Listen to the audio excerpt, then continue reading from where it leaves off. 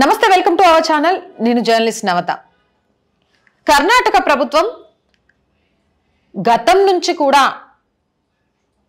హిందూ వ్యతిరేకిగా హిందూ ధర్మం మీద దాడి చేయడానికి ఎప్పుడూ సిద్ధంగా ఉందా అనిపించే విధంగా ఉంటుంది.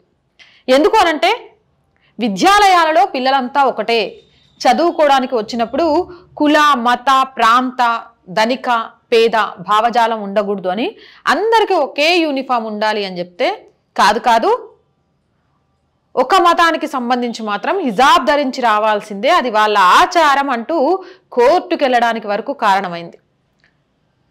అదే కర్ణాటక ప్రభుత్వం మరి మిగిలిన మతాల వారికి కూడా వాళ్ళ సాంప్రదాయ వస్త్రాలు ఉంటాయి, వాటిని ధరించడం ఇంపార్టెంట్ అనిపించలేదు, మంగళసూత్రాల ఇంపార్టెన్స్ కనబడలేదు, మిగిలిన వాటి ఇంపార్టెన్స్ కనిపించలేదు. కానీ హిజాబ్ గురించి అబ్బబ్బబ్బా ఎంత ప్రాముఖ్యత తీసుకుంది అనేది చాలా క్లియర్గా చూసాం. ఇదంతా ఓటు బ్యాంకు రాజకీయం కోసమైనా చెప్పొచ్చు. హిజాబ్ను నెత్తికెత్తుకోవడం వల్లే ఈరోజు కర్ణాటకలో ప్రభుత్వం ఏర్పడింది అని చెప్పడానికి కూడా ఆలోచన చేయాల్సిన అవసరం లేదు. ఎందుకంటే హిజాబ్ను ధరించండి, హిజాబ్ కరెక్టే అని అక్కడ కాంగ్రెస్ పోరాడింది కాబట్టి వాళ్ళంతా కాంగ్రెస్ పక్షాన నిలిచారు. కానీ హిజాబ్ ధరించాలి అని చెప్తూ సమానత్వాన్ని తీసేస్తున్నారు. మరి హిందువుల పక్షాన అలా ఆలోచించట్లేదని హిందువులు ఆలోచించలేదు కాబట్టి ఈరోజు అక్కడ కాంగ్రెస్ ప్రభుత్వం గెలిచింది. ఇది చాలా మందిని ఎవరిని అడిగినా కూడా ఒప్పుకునే మాట. హిజాబ్ విషయంలో దేశవ్యాప్తంగా కోర్టులో అది కరెక్ట్ కాదు, తప్పు, హిజాబ్ ధరించకూడదు, స్కూల్కి వెళ్తున్న వాళ్ళంతా సమానమే అని కోర్టు చెప్పినా కూడా హిజాబ్ విషయంలో ఖచ్చితంగా కర్ణాటకలో కాంగ్రెస్ గెలిచింది. హిజాబ్ నినాదమే కాంగ్రెస్ ఓటు బ్యాంకుగా గ్యాదర్ చేసుకోవడంలో సక్సెస్ అయింది. గెలుపుకు కారణాలలో ఇది ఒకటి అని చెప్పుకోవచ్చు అని చాలా మంది రాజకీయ విశ్లేషకులు విమర్శకులు కూడా చెప్తూ ఉంటారు. ఇక ఆ తర్వాత ఆలయాల గురించి ఎంత దుర్మార్గము అనంటే వేసుకునే బట్టల విషయంలో వీళ్ళకి చాలా క్లారిటీ ఉంది. కానీ ఆలయంలో ప్రతిరోజు స్వామివారికి ధూపదీప నైవేద్యాలతోటి అర్చనలు చేస్తూ వచ్చే భక్తులకు సేవ చేస్తున్న పూజారుల విషయంలో ఆలయ ఆదాయం లేదు, దానికంటే మీ జీతాలు ఎక్కువ ఉన్నాయి కాబట్టి మీ జీతాలు కట్టు, 10 సంవత్సరాల జీతాలు వెనక్కి ఇచ్చేయండి అన్నా కూడా ఒక్కరంటే ఒక్కరు మాట్లాడలేకపోయినారు. ఎందుకులే, ఎవరో ఒకరు పూజారు లేకుంటే ఏమైంది, మా ఇంట్లో మేము దేవుడికి దీపం పెట్టుకుంటాంగా, గీతాల నొప్పి అంతా మాకెందుకు అని ఎవరికి వారు పట్టించుకోకుండా వదిలేశారు. అది ధర్మం మీద జరుగుతున్న దాడి.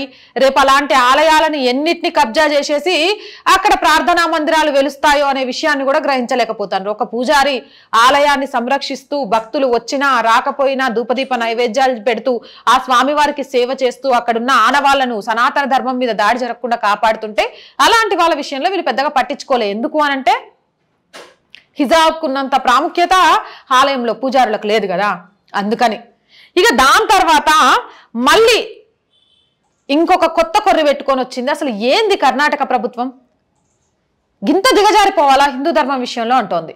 ఎందుకు అనంటే మనందరికీ తెలిసిందే, రామ్లల్లా విగ్రహ ప్రతిష్ట అంగరంగ వైభవంగా జరిగింది. ఆ విగ్రహాన్ని చూస్తుంటే ఏమంటారు, బాలరాముడు ఇలానే ఉండేవాడేమో, ఎంత ముద్దుగా ఉన్నాడు, ఎంత అందంగా ఉన్నాడు అనేలాగా శిల్పాన్ని చెక్కిన అరుణ్ యోగిరాజ్ కర్ణాటకకు చెందిన ఆయనే. అయితే అరుణ్ యోగిరాజ్ ఈ శిల్పాన్ని చెక్కడానికి కృష్ణశిలను ఒక క్వారీ నుంచి తీసుకున్నాడట. క్వారీ నుంచి తీసుకోవడం అయిపోయింది, ఆ క్వారీ నుంచి తీసుకున్న శిల్పాన్ని చెక్కడం అయిపోయింది, ప్రాణ ప్రతిష్ఠ చేయడం జరిగిపోయింది. నిజంగా రాములవారు ఇలానే ఉండేవారేమో అని అందరి కళ్ళు ఒక్కసారిగా ఆయన్ని చూస్తే ఆనంద బాష్పాలతో చెమ్మగిల్లడం అయిపోయింది. ఇప్పుడు ఎంత దుర్మార్గంగా అంటే ఇది ఈ ఏదైతే కృష్ణశిల ఉందో అక్రమంగా తవ్వారు, పర్మిషన్ లేని దగ్గర క్వారీ నుంచి తవ్వారు కాబట్టి క్వారీ యజమాని 80,000 కట్టండి అని కర్ణాటక ప్రభుత్వం అంటోందట. అంటే రాములోని అంత ముద్దుగా అంత అందంగా అంత రమణీయంగా చూస్తుంటే కళ్ళు తట్టుకోవట్లే, కుళ్ళుకుంటున్నాయి.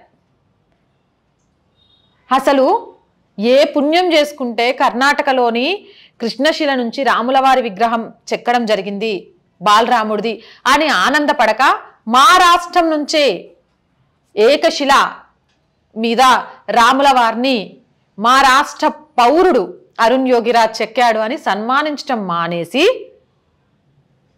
ఈరోజు ఆ క్వారీ యజమానికి 80,000 ఫైన్ కట్టండి అని చెప్పిండ్రు. ఎందుకు ఇంత దిగజారిపోవాలి?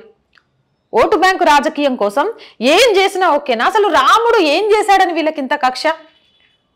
ఆ రోజు జనాల దగ్గర నుంచి డబ్బులు తీసుకొని రామదాసు భద్రాచలంలో రాముల వారికి ఆలయం నిర్మిస్తేనట అప్పుడున్న తాన్షా ఇవన్నీ దొంగతనం చేసినాయి, ఇంకేదో చేసినావు అని తీసుకొచ్చి ఏమంటారు చెరసాలలో బంధించి చిత్రహింసలు పెడితే రామలక్ష్మణుడు దిగివచ్చి ఆయన ఎంత అని చెప్పి ఆ పైసలు కట్టిండ్రట. అప్పుడు రామాలయం కట్టినందుకు చెరసాలలో తానీషా రాజులు ఉంచితే ఈరోజు ఆ రాముల వారి విగ్రహం చెక్కడానికి ఇచ్చిన శిలనిచ్చినందుకు ఈయనకు 80,000 పనిష్మెంట్ వేస్తాండ్రు. అంటే వీళ్ళ పరిపాలన ఎవరి పరిపాలన లాగుంది? అసలు అయోధ్య రామ్లల్లా విగ్రహ ప్రతిష్ఠ రోజు కర్ణాటకలో ఏం జరిగిందో తెలుసు. హిందూ ధర్మం మీద దాడి చేయడానికి ఆలయాల విషయంలో ఎలాంటి నిర్ణయాలు తీసుకుంటున్నారో తెలుసు. ఇక రేపో ఎల్లుండో అరుణ్ యోగిరాజ్ విషయంలో కూడా ఏదో ఒక కారణం వెతికి కేసు పెట్టినా కూడా పెద్ద ఆశ్చర్యపోవడం అవసరం లేదు. ఎందుకంటే మనం అడగం కదా, అవసరం లేదు కదా. మనకు ఎలక్షన్ టైంలో వాళ్ళు ఏమన్నా ఉచితాలు ఇస్తే చాలు, ఆ ఉచితాలతో మేము బతికేస్తాం, సోమరిపోతుల్లాగా తయారవ్వడానికి సిద్ధంగా ఉంటాం. మా ధర్మం మీద దాడి జరిగితే మాకేంటి అని మనం ఆలోచించినంత కాలం కాదు. మా మతాన్ని ఎవడైనా అంటే తోలు తీస్తా అనేటోడికి భయపడుతూ, సార్ మళ్ళీ మీరు తానిషాలాగా ఉండండి, మీ ముందు జీ హుజూర్ అంటాం, మీ వాళ్ళందరూ ఓట్లు వేయించి మమ్మల్ని అందరూ వెక్కేయండి. ఇక ధర్మాన్ని నమ్మిన ఈ మిగిలిన మెజారిటీలుగా ఉన్న వాళ్ళ సంగతి అవసరం లేదు. లాస్ట్లో బిస్కెట్లు వేస్తాం, చూసినామా? గట్ల బిస్కెట్లు వేస్తాం ఉచితాలని. గా బిస్కెట్లకు ఆశపడేసి ఓట్లు గుద్దుతారు, ఇక్కడ ఎక్కువ కూర్చుంటారు అందలం. మీకు మాత్రం జీ హుజూర్ అన్నట్టు ఉంటాం, వీళ్ళని మాత్రం కాళ్ళ కింద తొక్కి పెడతాం. ఈ ధర్మాన్ని ధ్వంసం చేయడానికి మీరేం చెప్తారో చెప్పండి, ఇట్లా చేయమంటారా? చేసి పెడతామంటారు. ఇది నేను మాట్లాడుతున్న మాట కాదు. కర్ణాటక ప్రభుత్వం తీసుకుంటున్న నిర్ణయాలు, కర్ణాటక ప్రభుత్వం అవలంబిస్తున్న విధానాల మీద యావత్ భారత్ చర్చించుకుంటున్న అంశం. మీరేమనుకుంటున్నారు? కర్ణాటక ప్రభుత్వం రామ్లల్లా విగ్రహ ప్రతిష్టకు సంబంధించిన శిల మీద క్వారీ యజమానికి ఫైన్ వేయడం కరెక్టే అనుకుంటున్నారా? ఆయన 80,000 మనస్ఫూర్తిగా కడతాడేమో. ఒకవేళ ఆయనకు ఆ స్తోమత లేకపోతే జై శ్రీరామ్, నేను ఇలా క్వారీ యజమానిని నేను ఆ ఏకశిల ఇయ్యడమే తప్పు అనంటే ఈరోజు అయోధ్యలోనట చేతులెత్తి దండం పెడుతున్నారట. కొన్ని రోజులు మీరు నిత్యావసర సరుకులో మిగిలినయో పంపించడం మానేయండి, ఎందుకంటే అన్నీ నిండిపోయాయి, ఎక్కడ పెట్టుకోవాలో ప్లేస్ లేదు. కొన్ని రోజులు విఐపీలు ఇటువైపు రాకండి, సాధారణ భక్తుల దర్శనానికి కష్టమైపోతుంది.